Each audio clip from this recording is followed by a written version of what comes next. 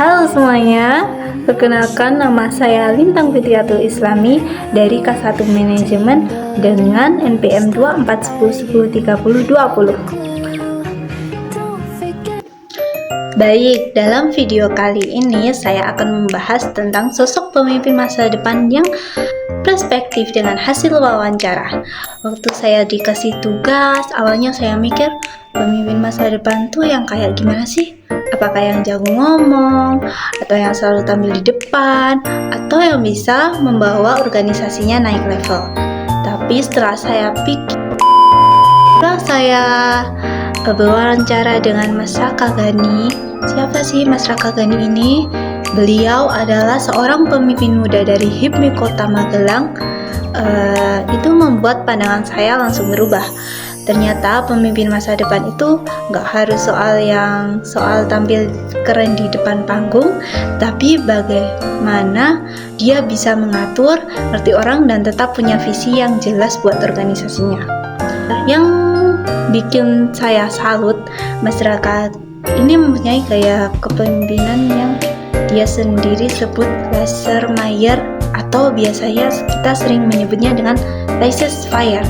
Artinya dia nggak suka micromanage atau mengatur hal-hal kecil, tapi dia lebih memilih buat ngasih kepercayaan ke timnya dan ngebangun sistem kerja berdasarkan meritokrasi. Jadi orang yang dapat tanggung jawab itu tuh ya karena dia mampu, bukan karena deket sama ketuanya atau udah lama nongkrong bareng. Buat Mas Raka, prinsipnya itu simple tapi penting banget. Right mind in the right place. Waktu dia cerita tentang struktur organisasinya, saya langsung ngebayangin gimana dia ngebagi peran, dimana dia tuh nggak berdiri paling atas buat nyuruh-nyuruh, tapi dia juga nggak ngerjain semuanya sendirian.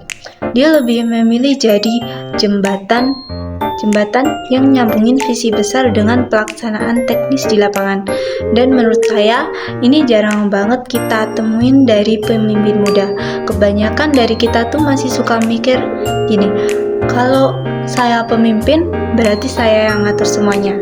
Padahal justru yang kayak gitu itu bikin kita capek sendiri dan malah bikin tim jadi tidak berkembang. Dari obrolan saya dan Mas Raka ini, satu hal yang benar-benar nempel di kepala saya adalah tentang cara dia ngatur ego. Bayangin saja, dia memimpin organisasi dengan 120 anggota dan yang namanya manusia pasti punya egonya masing-masing. Tapi Mas Raka bilang, tugas pemimpin itu bukan buat penguasa atau menguasain orang lain, tapi buat fasilitasi ego. Buat nyapu-nyapu ego yang bisa bikin organisasi itu jadi gak kondusif. Saya langsung mikir, wah iya juga ya. Soalnya dalam organisasi perpecahan tuh seringnya bukan karena hal besar, tapi karena ego-ego kecil yang gak disatuin. Lalu saya juga bertanya soal cara dia mengambil keputusan. Ternyata gak selalu idealis harus bermusyawarah atau harus voting, tapi dia ini fleksibel dalam konteksnya. Kalau konteksnya genting atau menyangkut kredibilitas organisasi, dia ambil keputusan sendiri. Tapi kalau konteksnya lebih longgar, dia akan mengajak semua pengurus untuk berdiskusi. Di sini saya belajar bahwa fleksibilitas itu bukan berarti pelin-pelan, tapi tahu kapan harus tegas dan kapan harus kolektif. Yang menarik lagi, Mas Raka ini punya cara sendiri buat menjaga semangat timnya. Dia nggak harus jadi motivator setiap hari, tapi dia punya orang-orang kepercayaan yang jadi penyambung antara dirinya dan anggotanya. Jadi tetap ada motivasi yang ngalir, tapi relasi personalnya tetap sehat. Dan yang paling penting, dibawa sebagai pemimpin juga harus tetap dijaga. Buat saya pribadi, ini adalah cara yang cerdas dan dewasa. Dan salah satu nilai yang saya bawa pulang setelah wawancara ini adalah soal agility. Buat Mas Raka, pemimpin masa depan itu harus adaptif, lincah, dan tahan banting. Karena masalah di organisasi itu nggak selalu bisa diprediksi.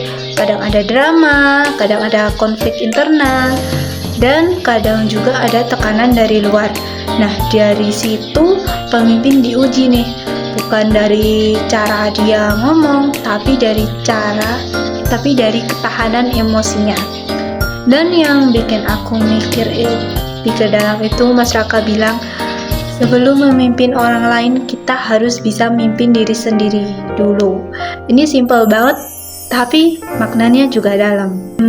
Menurut Mas Raka, pemimpin yang sukses itu bukan diukur dari hasil kerjanya atau seberapa banyak acara yang telah berhasil, tapi lebih ke cara apakah organisasinya bisa stabil atau punya kader penerus yang siap dan anggota yang tetap ngerasa dihargai. Dan dari situ saya belajar pemimpin masa depan bukan cuma soal siapa yang paling hebat, tapi siapa yang paling bisa jadi tempat tumbuh untuk orang lain. Sekian dari saya yang bisa saya sampaikan, kurang lebihnya mohon maaf. Happy, happy, happy.